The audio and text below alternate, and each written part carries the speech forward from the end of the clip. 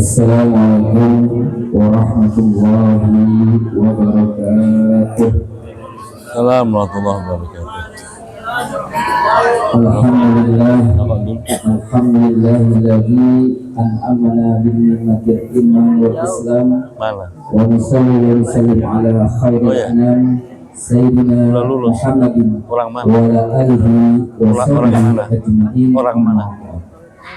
Allahumma shalli ala sayyidina Muhammadin al-fatih lima ughliqa khatim lima sabaq nasi haqqil haqqal habibil syiratal mustaqim wa ala alihi haqqa qadrihi wa miqdaril azim.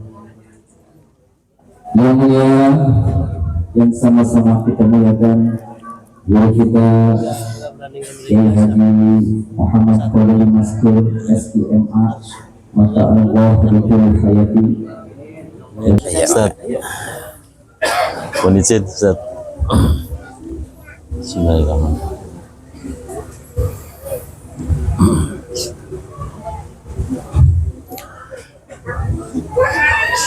Assalamualaikum warahmatullahi wabarakatuh. Bismillahirrahmanirrahim. Alhamdulillahilladzi khalaqana fi ahsani taqwim. Wassalatu wassalamu ala asyrafil anbiya'i wal mursalin sayyidina wa habibina wa maulana Muhammadin Allahumma shalli wa ala alihi wa sahbihi ajma'in. Hasbunallahu wa ni'mal wakil, ni'mal maula wa ni'man nasir, wa la hawla wa la quwwata illa billahil aliyyil azim. Qala Allah ta'ala fi kitabihil karim, a'udzu billahi minasy syaithanir rajim.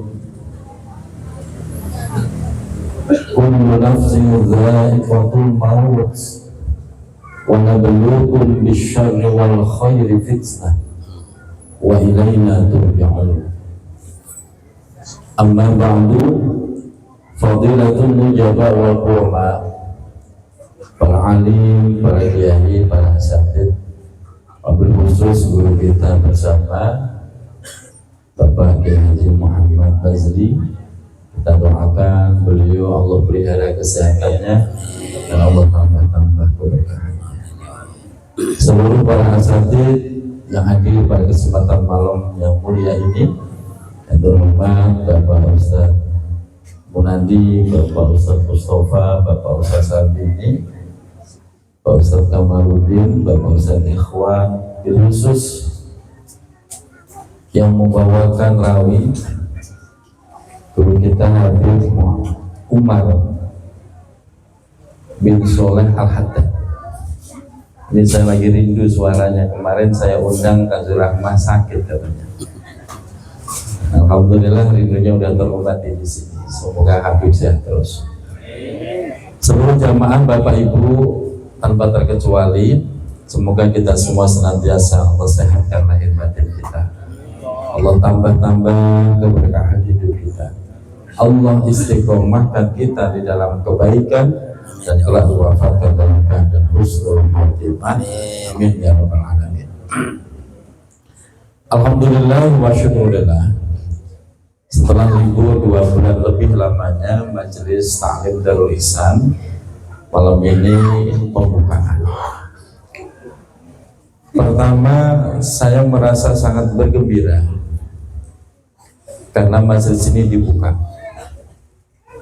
Artinya kiamat tertunda gara-gara ada majelis ta'lim.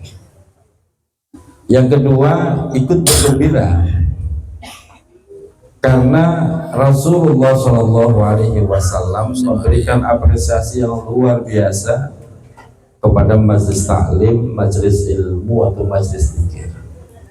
Sampai-sampai Rasulullah menyatakan orang yang duduk di majelis taklim nggak akan pulang ke rumah kecuali dosanya diampuni oleh Allah. Jadi cara paling mudah nyari ampun duduk di majelis taklim, tinggal duduk, nyender, pulas. Itu tetap dapat ampunan Allah. Yang kedua, cara paling mudah mendapatkan husnul khotimah, mendapatkan syahid adalah rajin duduk di majelis taklim. Karena orang yang duduk di majelis taklim fahuwa fi sabilillah, orang itu berada di jalan Allah. Kapan waktu kita diwafatkan dijamin syahid husnul khotimah. Makanya jangan pernah punya niat berhenti dari majelis taklim. Kalau toh males aja, tapi jangan berhenti. Biasanya ngaji seminggu sekali, lagi keluar malesnya sebulan sekali.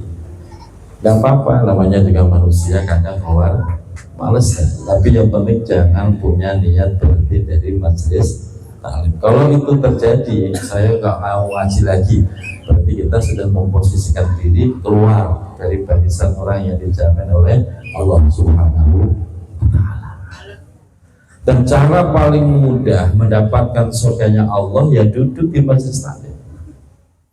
Orang yang rajin mondar mandir ngaji kerjaannya, sahalallahu lahu thariqan ilal jannah. Allah mudahkan orang itu menemukan jalan menuju surga. Semoga terus Allah istiqomahkan kita, senang dengan ilmunya Allah sampai nanti diwafatkan dalam keadaan husnul khotimah.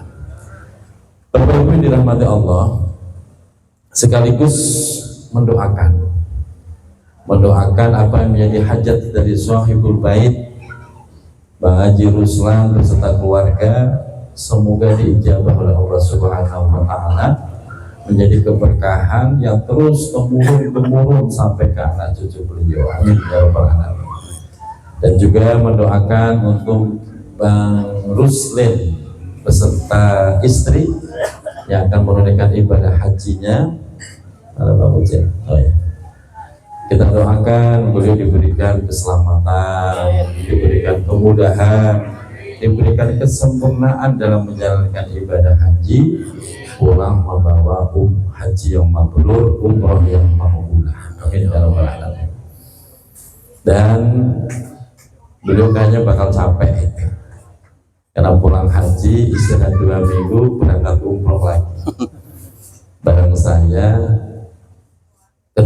ke Mesir dan umroh. Tapi gak apa-apa lah. Kalau ibadah, insya Allah kasih kekuatan. Bapak Ibu yang dirahmati Allah, malam hari ini juga sekaligus haul. Kita doakan orang tua kita yang sedang dihaul, Bapak Haji Aman bin Liman. Semoga beliau senantiasa mendapatkan curah rahmat dan ampunan Allah, dijadikan kuburnya sebagai raudhah taman surganya Allah. Bapak Ibu yang dirahmati Allah, hidup manusia itu singkat. Hidup manusia itu singkat. Tahu-tahu udah punya istri, tahu-tahu udah punya anak, tahu-tahu mati. Cepat sekali proses perjalanan hidup manusia itu cepat. Perasaan baru kemarin saya masuk kota Depok, ternyata saya itu udah 22 tahun.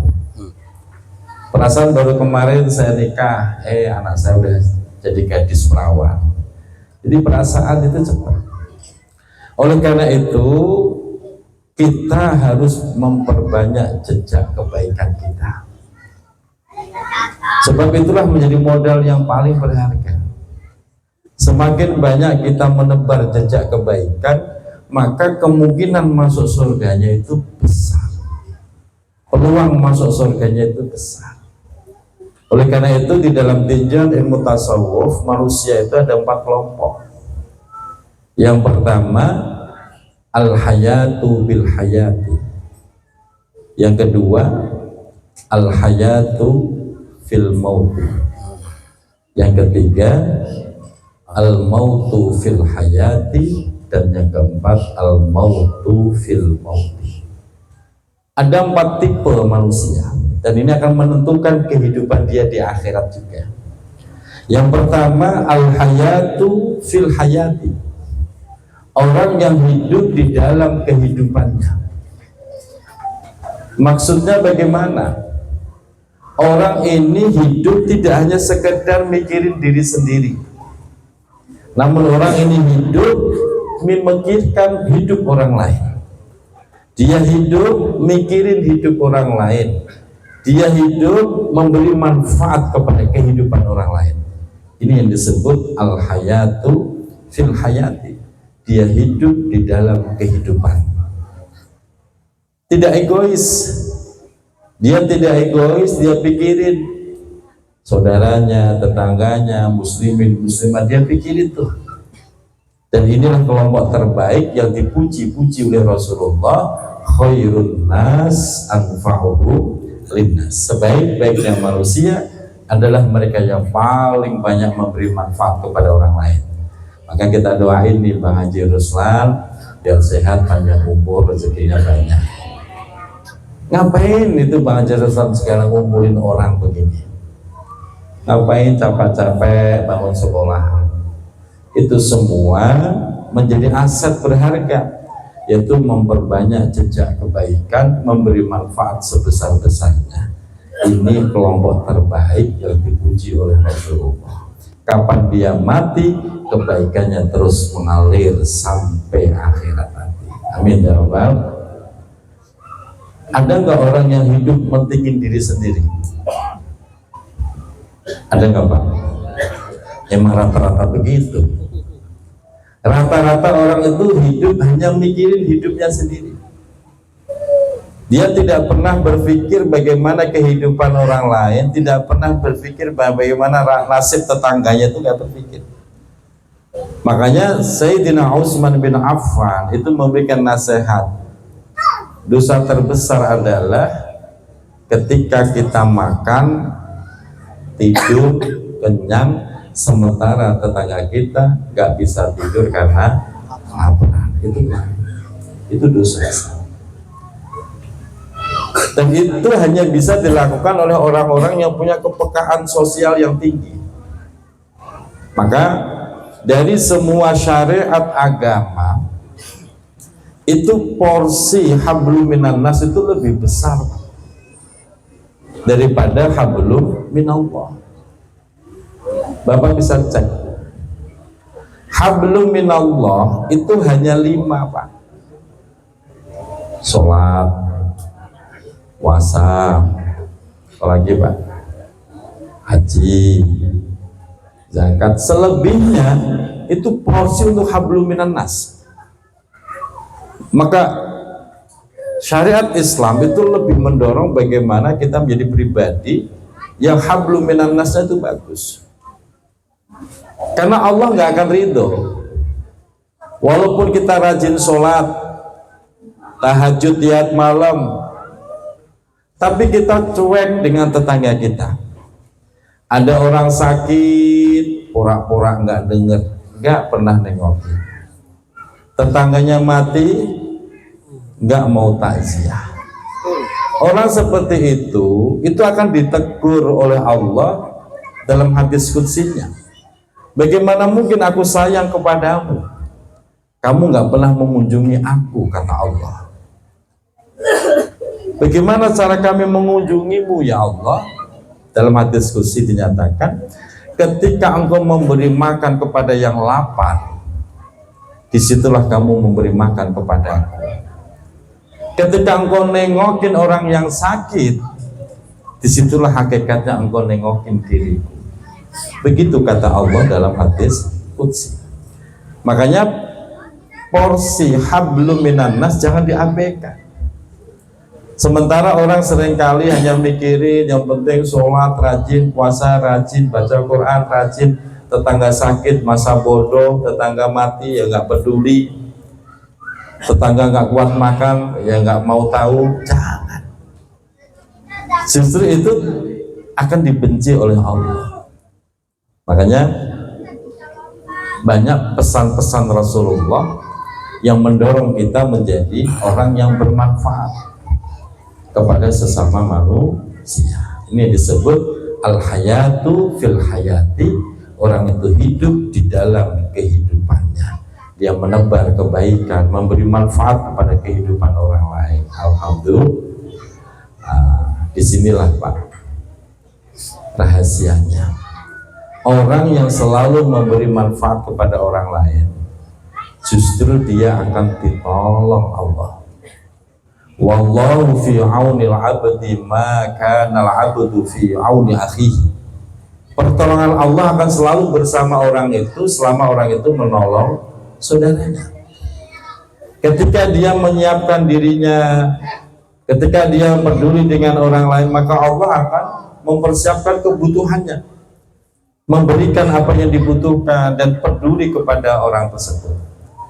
Bahkan dalam konsep-konsep tasawuf, ketika kita mendoakan orang lain dengan kebaikan-kebaikan, maka sebelum Allah memberikan kebaikan itu kepada orang yang kita doakan, kita akan dapat lebih dulu. Pernah Bapak mendoakan orang lain? Pernah kan? Maka itu dahulukan Pak. Jadi rahasia doa menurut kajian ilmu tasawuf, kalau pengen diijabah doanya Pak, dahulukan mendoakan orang lain. Ya Allah, berikan kesehatan kepada orang tuaku, kepada saudaraku, kepada tetanggaku. Ya Allah, berikan rezeki yang luas kepada saudaraku, kepada tetanggaku. Dahulukan orang lain Pak. Justru itu akan mempercepat diijabahnya doa kita. Bahkan seandainya kita lupa mendoakan diri sendiri, sibuk mendoakan orang lain, jangan khawatir. Sebelum Allah memberikan kepada orang itu, kita akan dapat lebih dulu. Dan itu susah loh Pak. Karena kecenderungan manusia itu serakah, pengennya dirinya dulu yang dapat duluan. Ya Allah, berikan kesehatan kepadaku, rezeki yang banyak kepadaku. Pokoknya aku aja terus. Ini yang akhirnya bisa menjadi penutup, pengganjal dijabahnya doa kita. Bahkan kalau Bapak kepengen doanya itu diijabah kalbarkil khotif, secepat kilat menyambar, pengen gak Pak? Punya doa yang doanya secepat kilat menyambar, cepat diijabah. Pengen Pak? Doakan orang yang pernah menzalimimu. Doakan orang yang pernah menyakitimu. Doakan orang yang pernah menghinamu. Gampang apa susah? Gampang apa susah? Ya susah makanya. Kalau Bapak bisa, ya Allah, ampunilah si A yang pernah menghinaku. Ya Allah, sehatkan badan si A yang pernah menyakitiku. Ya Allah, luaskan rezeki si A yang pernah mencaci diriku. Kok Bapak bisa mendoakan begitu? Doa-doa kita, harapan kita, cita-cita kita, Allah kabulkan kalbarkil khotif, seperti kilat yang menyambar. Sanggup? Sanggup? Kayaknya nggak sanggup. Yang ada begini, ya Allah, balas kezaliman dia ya Allah, bikin mampus sekalian. Yang ada tuh begitu Pak. Doa kok penuh dendam, ya malah nggak mustajab. Nah makanya di sini loh Pak, peduli dengan orang lain itu tidak hanya kepada orang yang selama ini baik sama kita, termasuk orang yang pernah menzalimi kita. Makanya dalam kajian kitab Nasaihul Ibad itu dijelaskan sekali bahwa ketika Bapak dizalimi, Bapak nggak bales, diem, itu saja Allah balaskan. Itu saja membuat kita diangkat derajat. Loh kok Bapak mampu mendoakan kebaikan, maka Bapak akan berlipat-lipat derajat Allah tinggikan. Tapi ya benar Pak, yang ada ya sakit hati mulu. Tadinya udah lupa, begitu dengar namanya kesel lagi. Tadinya udah lupa, lewat orangnya, kambuh lagi, ya itu dia yang kera-kera gitu. Ini susah. Nah, makanya al-hayatu fil hayati, kelompok pertama ini luar biasa, dipuji oleh Allah, dipuji oleh Rasulullah Shallallahu Alaihi Wasallam. Dan dia kalau mati, kalau nanti dia wafat, dia masuk kelompok kedua, yaitu al-hayatu fil mauti. Dia hidup di dalam kematiannya. Ini nanti Bang Ruslan kok mati, rencananya mati apa enggak? Mati kan? Ya kita doain ya panjang umur gitu. Dia tetap hidup Pak. Kenapa? Banyak bekas-bekas kebaikan yang pernah dilakukan. Sekolah Darul Ihsan berdiri dengan gagah, santri muridnya banyak. Itu semua tidak akan pernah melupakan yang namanya Bang Haji Ruslan. Jadi walaupun sudah mati puluhan tahun, tapi namanya masih hidup di dalam hati kita. Kenapa? Karena dia punya jejak kebaikan yang banyak. Amin ya Rabbal. Itu yang harus kita pikirkan Pak. Besok kalau kita mati, bisa nggak memberi manfaat kepada orang lain? Nah caranya itu tadi. Ketika orang itu waktu hidupnya banyak melakukan kebaikan, menebar kemanfaatan luar biasa, besok dia mati, itu doa-doa tidak akan pernah putus untuk orang itu. Makanya walaqad khalaqnal insana fi ahsani taqwim. Sungguh Allah telah menciptakan manusia ini dengan sebaik-baiknya bentuk. Tapi lanjutan ayat itu summa radadnahu asfala safilin. Kemudian Allah jatuhkan, Allah lemparkan itu orang ke dalam kehinaan, ke dalam neraka asfala safilin, derajat yang paling rendah. Illal ladzina amanu, kecuali orang-orang yang beriman, wa amilus sholihat, dan beramal sholih. Orang seperti ini falahum ajrun ghairu mamnun, maka dia mendapatkan pahala ghairu mamnun yang gak pernah putus. Alhamdulillah.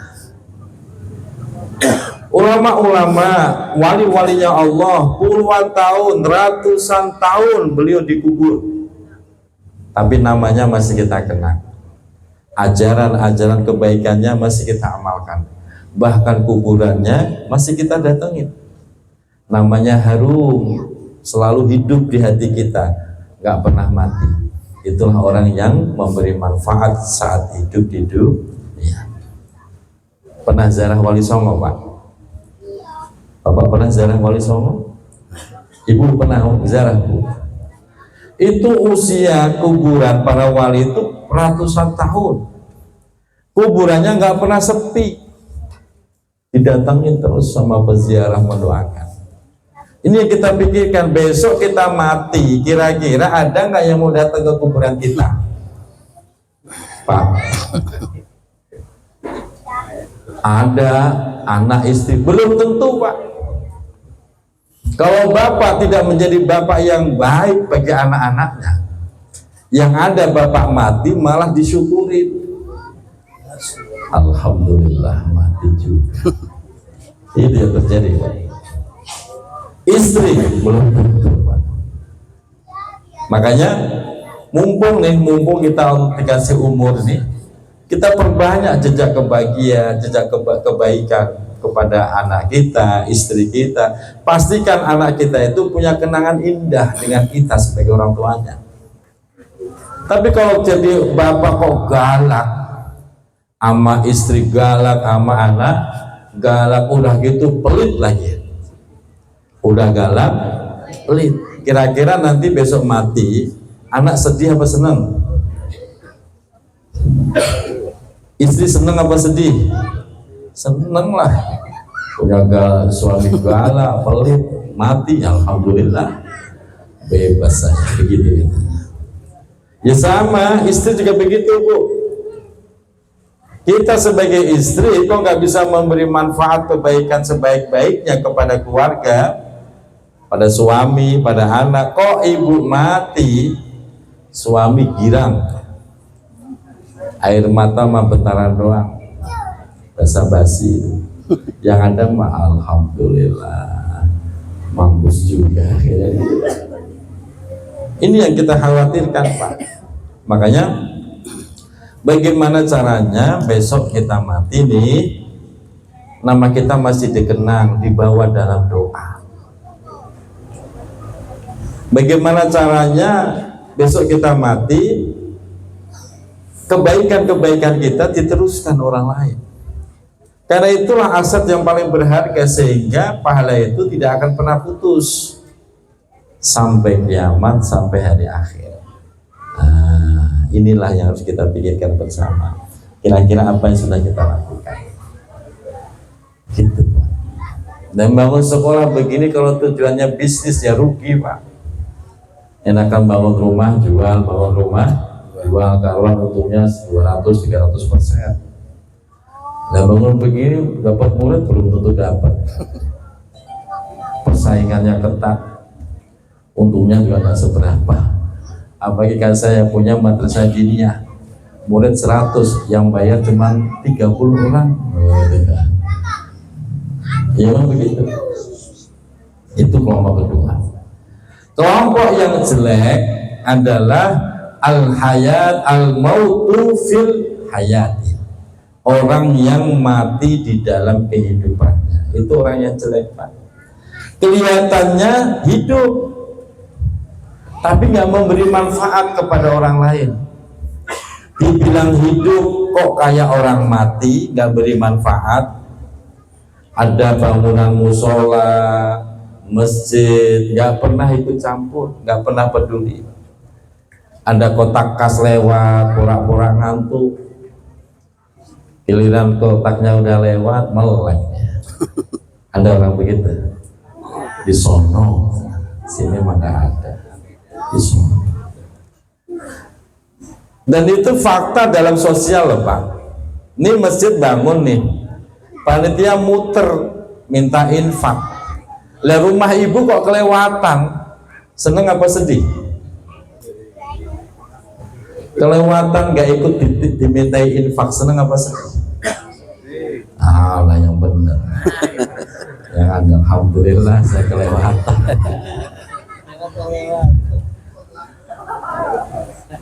Itu psikohis dasar manusia itu aslinya ya pelit Pak. Yang menjadi nggak pelit itu ya karena dasar ilmunya nambah, imannya nambah, sehingga pelit itu akan hilang pelan-pelan. Nah kelompok ketiga ini dibenci oleh Allah, dibenci oleh Rasulullah. Dibilang mati, tapi kok doyan makan, ngopi, rokok, nggak bisa beri manfaat. Jangankan berbagi rokok kepada temannya, lalu dia kemana-mana cuma bawa korek api doang. Doyan rokok tapi cuma bawa korek api. Terus rokoknya dari mana? Ya ikut temannya. Nah itu. Jadi nggak bisa memberi manfaat, justru malah ngerepotin orang. Ikut arisan di sana-sana, kalau dikocok minta keluar duluan, habis itu pindah kampung ya. Ada orang begitu? Ada di sono. Itu udah nggak memberi manfaat, malah ganggu orang, kehidupan orang lain. Makanya ini dibenci orang yang mati di dalam kehidupannya. Saya percepat. Yang keempat, al-mautu fil mauti, orang yang mati di dalam kematiannya. Begitu dia mati, selesai. Gak ada yang nangis, gak ada yang mendoakan, semua langsung melupakan. Gak ada yang mengenang dirinya. Apa yang dikenang? Gak ada kebaikannya. Yang ada kuburannya jadi jangan lewat situ, angker, serem. Kenapa? Kuburannya si anu, pelitnya kayak demit, begitu ya. Udah jadi Muhammadiyah aja. Ini yang kita pikirkan bersama. Besok kira-kira kita mati, ada nggak yang meneteskan air mata untuk kita? Besok kita mati, ada nggak yang membawa nama kita di dalam doanya? Besok kita mati, ada nggak yang mengenang diri kita? Ada. Suami paling ingat cuma 2 bulan, Bu. 3 bulan ke sono udah lupa nama ibu, gantikan dengan nama yang lain kalau nggak punya kebaikan yang kuat. Tapi kalau punya kebaikan yang kuat, suami benar-benar akan mengenang selamanya sampai mati. Makanya ketika kita lahir, kita nangis sementara orang semuanya tertawa bahagia. Betul. Semua bayi yang nangis kan, bayi yang lahir pasti nangis, Pak. Tapi orang-orang sekitar itu senang, Pak, bergembira atas kelahiran kita. Nah, besok ketika kita mati, pastikan orang-orang nangis sementara kita bahagia. Kira-kira bisa apa enggak? Besok kita mati nih, pastikan orang-orang nangis, sedih atas kematian kita. Tapi kita sedang bahagia berjumpa dengan Allah. Bisa apa enggak? Semoga. Enggak cukup dengan semoga itu, harus benar-benar berjuang. Berjuang menjadi orang yang benar-benar memberi manfaat. Begitu. Sehingga doa-doa itu tidak akan putus dan pahala itu akan mengalir sampai nanti hari kiamat. Amin ya rabbal alamin. Terakhir, biar nggak lama-lama, nanti ada Kiai Bazri. Manusia itu, Pak, adalah makhluk yang paling komplit. Manusia adalah makhluk yang paling unik. Dibilang setan yang enggak juga, dibilang malaikat yang enggak juga. Kenapa? Karena di dalam diri manusia ada sisi malaikatnya, juga ada sisi setannya. Ini yang disebut dengan energi positif dan energi negatif. Fa'alhamaha fujuruha wa taqwaha. Makanya ketika kita ngaji semacam ini dalam rangka menghidupkan energi positif, menghidupkan sisi malaikat kita, menghidupkan sisi kebaikan kita. Kalau kita nggak mau ngaji, nggak paham-paham, ilmu nggak nambah, nanti yang subur dalam diri kita itu sifat syaitoniyah kita. Makanya jangan heran kalau ada manusia kelakuannya kayak setan. Bukan semangat kalau nggak setan. Di situ uniknya. Makanya kita raba diri kita. Kita raba diri kita, badan kita ini lebih dominan malaikatnya apa setannya. Kalau diajak ngaji kok ngontak, ngantuk, ngap, angop. Giliran selesai ngaji, tegar gitu ya. Berarti mata kita mata Pagi. diajak baca Quran baru baca setengah halaman itu loh kayak pegel banget Pak. Ngerokok sebungkus gak ada pegel-pegel. Berarti mulutnya mulut ke masjid berat pada rumah nempel. Kirian kondangan dangdutan, wih semangat gagah. Sendal sepatu disemir, baju masuk, dompet selipin, padahal kosong juga. Jadi kaki kita kaki setan. Kita bisa ngukur kok Pak di situ Pak. Nah, semoga Allah istiqomahkan kita dalam kebaikan dan terus mendapatkan berkah anugerah dari Allah Subhanahu wa taala. Ibaratul Fatihah. Amin. Semoga bermanfaat. Jadi malam ini nggak baca kitab kan? Insyaallah sambung kembali kajian kitabnya di kesempatan berikutnya. Demikian, assalamualaikum warahmatullahi wabarakatuh.